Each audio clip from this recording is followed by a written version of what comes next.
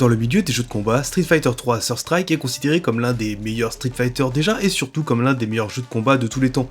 Ce qui plaît beaucoup dans le jeu, c'est déjà ses graphismes avec des animations et des sprites magnifiques, mais surtout ce qui a fait la renommée du jeu, c'est l'incroyable technicité de son gameplay.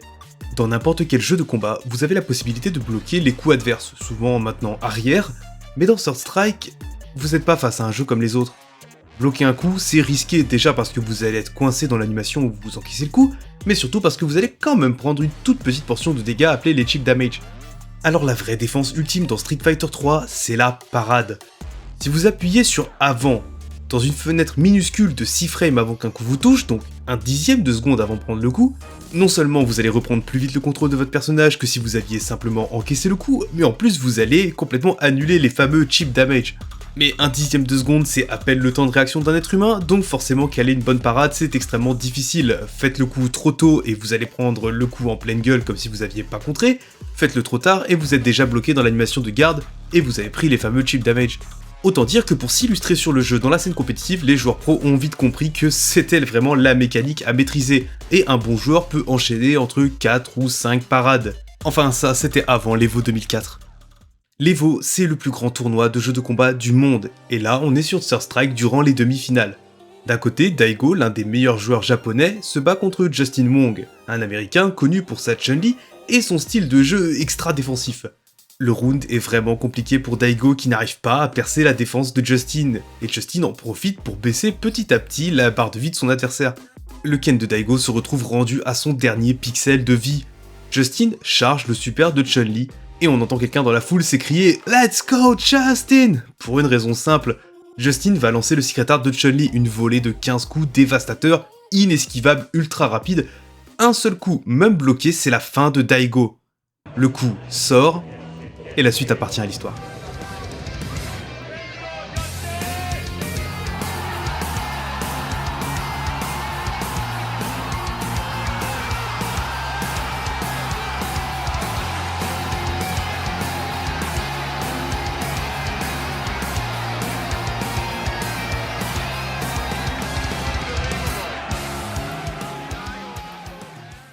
Ce que vous venez de voir, c'est le légendaire Evo Moment 37, l'un des moments les plus impactants de l'histoire des jeux de combat, et qui est en partie responsable du regain de popularité des jeux de combat, une popularité qui n'a fait que grandir pour atteindre des scènes qui à l'époque ressemblaient à ça, et finir sur la scène de l'Evo 2023 qui a clairement bien grandi. Et tout ça grâce notamment à ce moment-là, et c'est pas moi qui dis ça, c'est Justin Wong. C'est-à-dire que le mec s'est pris la remontada la plus légendaire de l'histoire, un truc tellement entre guillemets traumatisant, que même des années après, les gens continuent de le vanner là-dessus.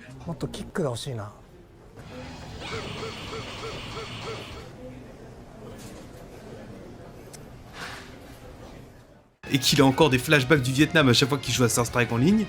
Et il admet quand même que s'il a pris ça, c'était pour la bonne cause, parce que c'est grâce à ça que les jeux de combat sont aussi populaires maintenant. I'm pretty sure a lot of people started fighting games because of this moment. Mais si vous êtes sur cette vidéo, c'est que vous vous intéressez un petit peu aux jeux de combat, et peut-être que la raison pour laquelle vous avez commencé, c'est pas l'Evo Moment 37, peut-être que juste quelqu'un vous a un peu poussé à acheter Street Fighter 6. Ou bien vous adorez 2B, vous avez vu qu'elle était dans Grand Blue Fantasy Versus, et vous vous êtes dit que vous deviez jouer le personnage. Il y a plein de raisons de jouer aux jeux de combat, et en plus il y a un jeu de combat pour presque tout le monde. Si vous voulez votre dose de violence et d'hémoglobine, vous pouvez jouer à Mortal Kombat. Enfin, je veux dire... Si vous voulez faire péter tous les os de votre corps par un mec en masque de jaguar, vous pouvez jouer à Tekken. Si vous êtes fan de Mon Petit Poney, il y a un jeu pour vous, Them Fighting Herd. Vraiment, le jeu de combat se déguste à n'importe quelle sauce, et pourtant il y a une vraie constante parmi tous les nouveaux joueurs de jeux de combat. Le jeu de combat, c'est extrêmement difficile, et essayer d'apprendre à y jouer, c'est s'exposer à beaucoup de frustration. Et bien le but de cette vidéo aujourd'hui, c'est de découvrir quels sont les 3 gros facteurs de frustration dans les jeux de combat et d'essayer de les minimiser. Salut à tous, bienvenue dans la caverne, et dans ce premier épisode de Creusons, on va se poser une question. Pourquoi les jeux de combat sont aussi frustrants ?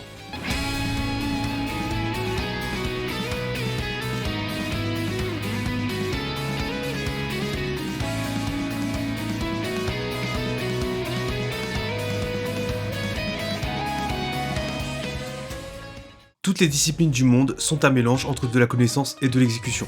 Par exemple, une partie d'échecs demande beaucoup de connaissances et aucune exécution, alors qu'une partie de fléchettes sera tout le contraire. beaucoup d'exécution et très peu de connaissances. Et dans le jeu vidéo, c'est pareil, même si c'est beaucoup plus rare de voir des rapports aussi drastiques, on pourrait dire qu'un jeu par exemple comme Rocket League demande beaucoup d'exécution, alors qu'un jeu de cartes comme Hearthstone, lui, demandera quasiment que de la connaissance. Et tous les jeux sont une combinaison de ces deux aspects. Certains demandent une très bonne connaissance et beaucoup d'exécution, et d'autres ne demandent quasi aucun des deux. Et pour les jeux de combat, on demande beaucoup des deux. Mais pour un néophyte, le premier gros problème c'est surtout l'exécution. Je parle pas de faire des combos de malades qui durent 10 ans, je parle juste de la prise en main du jeu de base. Parce que même si de prime abord les jeux de combat semblent assez accessibles, on se rend vite compte que la réalité est bien différente.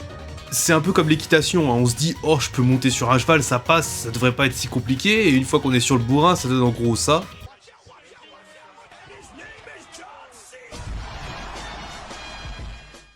Dans les jeux de combat, c'est pareil, on voit un mec qui spamme les Hadouken, on se dit « Trop facile », et on voit que là, pour faire le coup, il faut faire... Qu'est-ce que c'est que ce truc ? Eh bien, c'est l'un des mouvements les plus répandus dans le jeu de combat, le quart de cercle. Ouais, les coups spéciaux dans les jeux de combat, c'est votre meilleure arme, et pour s'assurer qu'un joueur ne puisse pas gagner avec une touche magique, les développeurs ont ajouté une barrière d'entrée, de l'exécution. Et c'est vrai, depuis le premier Street Fighter, les coups spéciaux, c'est une combinaison de touches et un mouvement du joystick. Et là, il y en a pour tous les goûts. Le fameux quart de cercle, le Dragon Punch, qui sont les deux combinaisons les plus répandues, mais aussi des trucs un peu plus orthodoxes comme les charges, les demi-cercles ou le bretzel. Non mais là faut aller se faire foutre, c'est quoi cette merde? Même Einstein pourrait pas résoudre vos équations là. Bref, pour commencer à jouer au jeu de combat et simplement prendre en main votre personnage, il faut réussir à sortir ces fameux quarts de cercle et autres bêtises. Et là, pour réussir, il n'y a pas 36 solutions, il n'y en a que 2. La première solution, c'est de tout simplement supprimer les mouvements de joystick complexes. Et ça, les développeurs l'ont bien compris, l'accessibilité c'est vraiment le plus gros frein du jeu de combat. Et croyez-moi que si moi, dans ma petite caverne, j'ai compris ça, les éditeurs, eux qui vendent des millions de copies, l'ont compris bien avant moi. Et c'est pour ça qu'on voit de plus en plus de jeux qui proposent des contrôles plus simples et qui vont essayer de se défaire totalement des fameux quarts de cercle et autres équations du deuxième degré pour sortir un coup. Le plus évident, c'est évidemment les contrôles modernes de Street Fighter 6 que j'expliquais dans ma vidéo que j'avais fait sur le jeu, mais c'est pas le seul exemple. Grand Blue Fantasy vs Rising, par exemple, possède un schéma de contrôle ultra simple avec juste direction plus touche d'attaque. Et c'est évidemment pas le seul. DNF Duel, Battle for the Grid, et même le très attendu Projet L, autant de jeux qui ont compris que la barrière d'exécution pouvait être abaissée pour attirer un maximum de néophytes. Et clairement, c'est ça la meilleure option si vous avez du mal avec les mouvements de joystick. Parce que la deuxième option, c'est la pratique. Bah ouais, parce que si le jeu fait pas d'effort, c'est à vous d'en faire. Alors, la meilleure option, c'est de lancer l'outil d'entraînement et de faire le coup spécial en boucle jusqu'à ce que vous chopiez l'habitude. Ça paraît long et chiant comme ça, et honnêtement, je comprends que quand on a un jeu de combat, le but c'est vraiment d'aller casser des culs, mais le passage par l'outil d'entraînement, c'est obligatoire. Et si vous voulez découvrir toutes les facettes du jeu, vous allez être obligé d'y passer quelques heures. Parce que le jeu de combat est souvent comparé à un shonen, et plus précisément à un shonen neketsu. Vous savez, ce manga dans lequel le perso principal il part de quasiment rien, et il va s'entraîner pour atteindre son but en dépassant ses capacités. Les One Piece, Naruto, Bleach, même Dragon Ball, autant d'animés qui ont posé des codes qui se retrouvent dans le parcours d'un joueur de jeu de combat. Et je suis vraiment pas le seul à faire cette comparaison. Le mode entraînement, c'est votre salle du temps, c'est votre formation Airbeat, c'est votre ellipse de 2 ans, c'est vraiment ce qui vous rendra meilleur. Et surtout, c'est ce qui vous rendra bien plus confiant dans vos capacités. Parce que si vous vous retrouvez en train de jouer contre quelqu'un ou même contre l'ordinateur contre lequel vous galériez, pouvoir sortir un coup spécial ou un super au bon moment, ça peut clairement faire la différence, et c'est beaucoup moins frustrant de sortir le coup que vous voulez quand vous voulez. Mais n'oubliez jamais que quand vous jouez à un jeu de combat, vous jouez sur une machine, et la machine ne fait jamais d'erreur. Enfin presque jamais d'erreur. Mais si vous voulez sortir ces fameux Electric Godfist à la frame près, ou des combos qui sont extrêmement difficiles et exigeants, il va falloir s'entraîner parce que si vous ratez un input à un moment crucial, la machine ne vous le pardonnera pas, et sûrement l'adversaire en face non plus. Et c'est lors de ces sessions d'entraînement que vous allez être confronté pour la première fois au deuxième facteur de frustration dans les jeux de combat. Vous-même.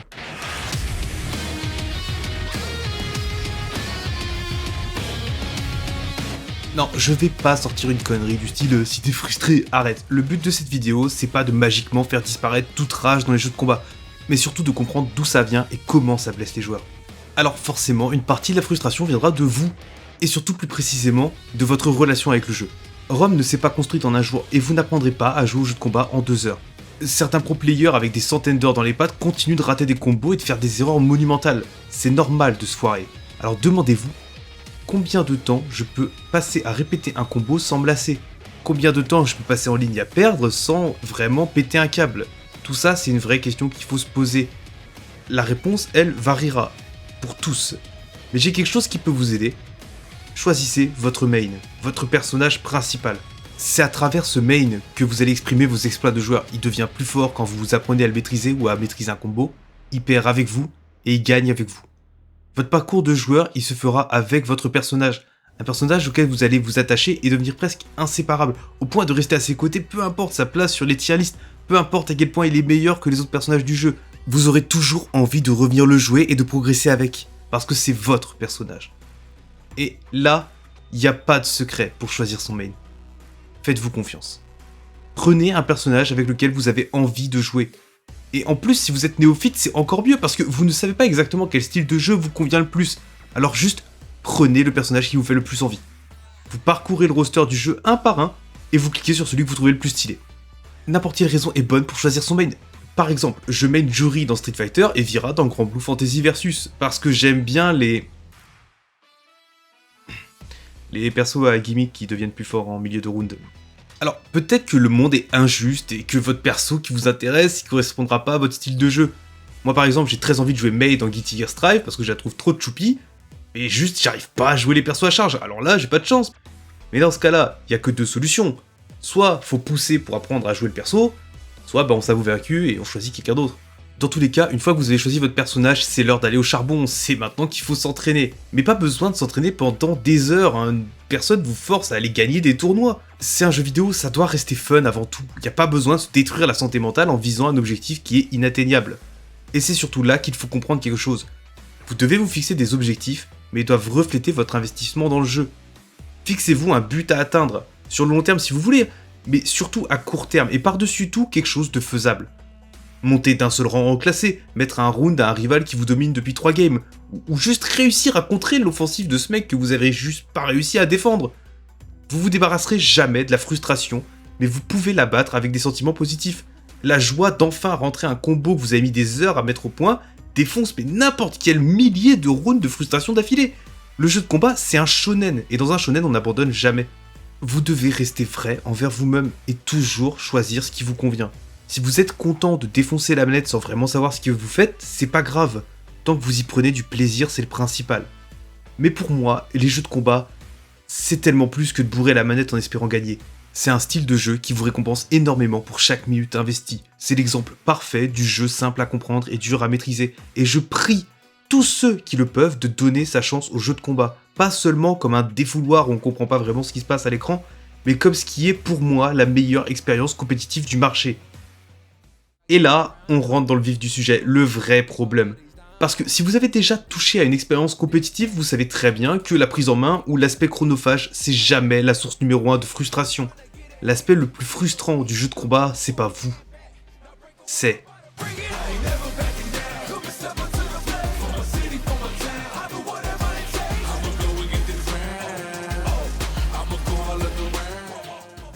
Les jeux de combat ont toujours eu pour but d'être joués à deux, vous contre quelqu'un d'autre. Un gagnant, un perdant. Alors oui, forcément personne n'aime perdre et c'est encore plus dur dans un jeu de combat. Dans League of Legends, Rainbow Six ou Apex, vous pouvez perdre parce que votre équipe n'est pas à la hauteur. Vous aurez beau jouer comme un dieu, des fois l'excuse du « ma team elle pue la merde », elle est totalement valable. Dans un jeu de combat, y a rien de tout ça, c'est vous contre l'autre. Et des fois, l'autre, il aide pas beaucoup à réduire les facteurs de frustration.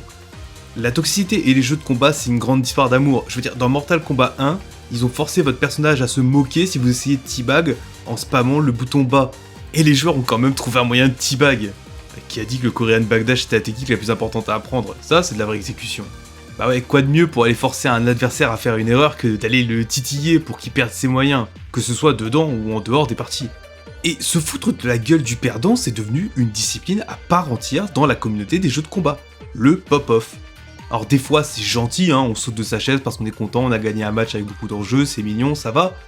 Et des fois, ça crée des moments légendaires quand une ancienne rivalité atteint son apogée lors d'un duel au sommet, et là on peut pas s'empêcher de juste faire manger son seum à l'adversaire qui nous prenait de haut. Ah, le pop-off, c'est vraiment le sel sur la plaie de la défaite, et c'est certains des moments les plus hype de tous les jeux de combat. Mais même en dehors de la scène, c'est parfois difficile de pas être frustré par son adversaire. Si vous perdez dans un jeu de combat, c'est que la personne en face a été meilleure que vous, et déjà c'est pas très fun de perdre quand on se dit qu'on aurait pu mieux faire, et des fois c'est encore pire parce qu'on a l'impression que c'est pas de la faute du joueur en face mais de son personnage. Avec une pléthore de personnages jouables qui ont tous leur identité et leur liste de coups, c'est quasi impossible d'avoir une expérience parfaitement équilibrée. Certains persos sont juste meilleurs que le reste du roster, et ça on peut pas y faire grand chose. Si votre main est en bas de la tier list et que vous jouez contre le meilleur personnage du jeu, vos chances de gagner sont juste plus faibles. Mais ne perdez pas espoir et n'oubliez jamais que tout le monde soutient le challenger et qu'il n'y a pas de meilleure sensation que de vraiment se concentrer et de dépasser ses limites pour battre un adversaire qui aurait dû être imbattable. Vous voyez pourquoi je disais que les jeux de combat c'était des shonen? C'est exactement ça, vous êtes le personnage principal. Et quand vous dépassez votre limite pour combattre un adversaire qui est vraiment coriace, c'est pareil que quand Luffy développe une nouvelle technique pour combattre Katakuri ou quand All Might dépasse ses limites pour combattre Nomu. Personne n'est imbattable dans un jeu de combat, aucune stratégie n'est parfaite. Si un coup semble impossible à gérer, c'est juste que vous connaissez pas encore la réponse, mais elle existe. Et c'est pas souvent facile de trouver la réponse, c'est même très difficile pour un néophyte, mais c'est là que vous avez votre meilleure aide pour vous aider à progresser dans les jeux de combat. Les autres. Parce que la plus grosse source de frustration dans les jeux de combat, c'est aussi sa plus grande force. En anglais, on se réfère aux joueurs de jeux de combat par le terme FGC, Fighting Game Community, la communauté des jeux de combat. Parce que c'est ça la vérité. Personne n'aime autant les jeux de combat que ceux qui y jouent, et leur but, c'est juste d'attirer des nouveaux joueurs. La communauté des jeux de combat est accueillante et chaleureuse, toujours là pour vous aider. Je compte même pas le nombre de créateurs de contenu dont le gagne-pain c'est de créer des guides et des vidéos explicatives pour tout le monde. Chaque jeu de combat, aussi obscur soit-il, possède une fanbase dévouée qui aime chaque nouveau joueur autant qu'elle aime son jeu. Et c'est souvent grâce à eux que vous allez comprendre vraiment comment prendre le jeu en main. Parce que soyons honnêtes, beaucoup de tutos sont assez superficiels. Et surtout, quasi aucun jeu ne vous apprend comment construire un combo. Et c'est le truc qui m'agace le plus encore aujourd'hui avec les jeux de combat. Parce que entre la barrière d'exécution, le temps nécessaire pour maîtriser votre personnage et créer vos propres combos, et le fait que le seul vrai moyen d'apprendre c'est d'aller se faire casser la gueule en ligne, c'est vite possible de perdre intérêt. Parce que personne n'aime perdre en boucle en ligne sans progresser, et tout le monde ne veut pas passer des heures à répéter le même combo en mode entraînement. Et c'est pour ça que c'est important de voir les résultats de personnes qui ont entrepris ce voyage avant nous. Dans leurs streams, leurs vidéos ou juste en jouant avec eux sur des serveurs Discord dédiés. Il y a vraiment beaucoup de créateurs de contenu qui sont là pour accompagner les nouveaux joueurs dans les jeux de combat et je vous invite vraiment à aller voir leurs vidéos. Et si vous n'avez aucune idée de qui regarder, j'aimerais bien que ceux qui connaissent beaucoup de créateurs de contenu laissent le nom de leur préféré en commentaire, comme ça et ben on découvrira tous de nouvelles personnes. Et je suis sûr vraiment qu'il y en a plein que je connais pas et qui sont incroyables. Le seul bémol que j'ai avec la communauté de jeux de combat en général, c'est l'énorme nombre de mots très spécifiques au milieu. Et c'est assez dur de comprendre comment bien jouer à un jeu de combat si vous regardez des vidéos dans lesquelles on utilise des termes que vous ne comprenez pas, comme les footsies, les pudish, les attaques safe on block, et ce genre de termes que finalement il va falloir comprendre un moment si vous voulez vraiment vous plonger dans les jeux de combat. Mais même pour ça, il existe des ressources en ligne pour comprendre tous ces termes. Enfin, surtout en anglais pour le moment, mais ça n'enlève rien au fait que la communauté des jeux de combat est sûrement l'une des plus accueillantes pour les nouveaux joueurs. Parce qu'il est là le vrai but de cette vidéo, vous convaincre de laisser une chance aux jeux de combat malgré toutes les fois où vous allez être frustré parce que vous n'arrivez pas à faire ce que vous voulez. Parce que l'adversaire vous énerve ou parce que vous avez l'impression de devoir passer une licence en jeu de combat juste pour pouvoir vous amuser un minimum dans le jeu. Restez accrochés, parce que je vous jure que ça en vaut la peine. Pour moi, et malgré tous les aspects ultra frustrants que j'ai donnés juste avant, je rage quasiment jamais dans un jeu de combat. En tout cas, seulement contre moi-même. Parce que quand je perds dans un jeu de combat, je sais que c'est de ma faute, je sais que je me suis pas assez entraîné, je sais que j'ai pas regardé assez de guides pour comprendre comment ça fonctionnait, je sais que j'ai pas compris la stratégie de mon adversaire et que du coup il m'a surpris.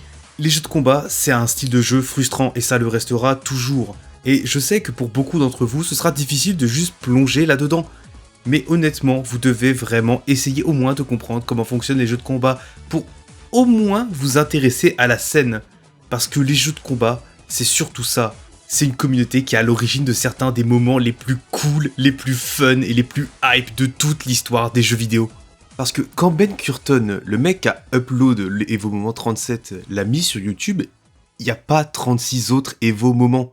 Mais il a pourtant choisi le moment 37 parce qu'il s'est dit, si je prends un chiffre assez haut avec deux nombres, les gens vont se dire, ouah putain il se passe plein de trucs sur la scène compétitive du jeu de combat.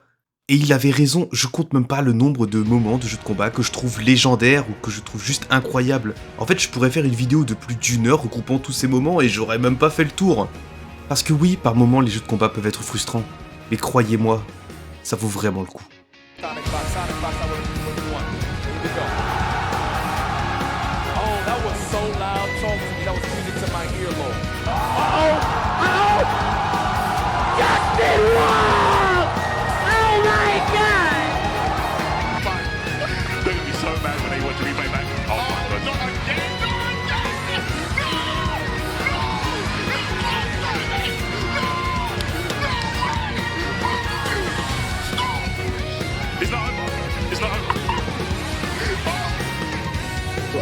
I'm gonna block this black ass. He's very thinking about like, man, those people spin a good block. Oh yeah, nice. And from Tekken Master. Ooh, and Sonic. Whoa! I don't think we've ever seen that before. We have yikes. Racing, and at the end of EVO 2016, Cooper Rush's miraculous win in set 1 of Grand Finals. Merci à tous d'avoir regardé cet épisode. Je sais que le format est vachement différent de ce que je fais d'habitude. La semaine prochaine, de toute façon, je repars sur les chroniques comme d'hab, hein. Mais ce genre de vidéo m'a fait vraiment plaisir, et si vous voulez en voir plus dans ce style-là, lâchez un pouce bleu, ça m'indiquera clairement que vous aimez bien la vidéo. Sinon, j'ai encore plein de jeux dont j'ai envie de parler, par exemple, il y a le nouveau jeu South Park qui est sorti et apparemment il est pas dingue, donc je me suis dit pourquoi pas aller regarder un vrai bon jeu South Park et parler de Fractured But Whole. Enfin bref, j'ai aussi encore 1 million de films dont j'ai envie de parler, donc si vous voulez rater aucune de mes prochaines vidéos, abonnez-vous à la chaîne. Sur ce, je vous laisse, je retourne fouiller ma caverne.